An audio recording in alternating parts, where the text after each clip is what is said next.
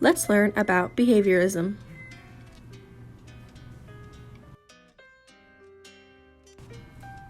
Now, what is it? Behaviorism, or behavioral learning theory, is a popular concept that focuses on how students learn. Now let's talk history. The idea of behaviorism was established in 1913 by John B. Watson, and from the mid-1920s through the mid-1950s, it became a dominant school of thought in psychology, and researchers began creating theories that could clearly be described and measured. Now, what are the theories? Classical conditioning. This theory was developed by Ivan Pavlov in 1902, and it's a type of learning that happens unconsciously when one learns through classical conditioning. An automated response is paired with a specific stimulus.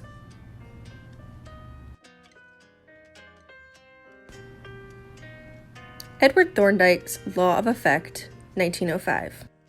This theory was developed in 1907 by Edward Thorndike, and it suggests when satisfaction follows an association, it will likely be repeated, and it is unfavorable outcome follows an action, then it will be less likely to be repeated.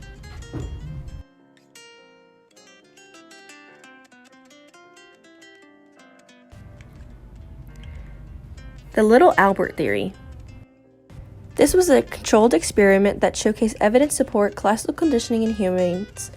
The study also provided us with an example of stimulus generalization, and this provided evidence that even complex behaviors can be learned through manipulation of one's environment.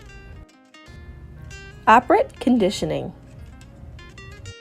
There are 4 types: positive reinforcement, negative reinforcement, punishment, and execution. This is a method of learning where consequences of a response determine the probability of it being repeated, and Skinner is regarded as the father of operant conditioning, but his work was based on Thorndike's Law of Effect.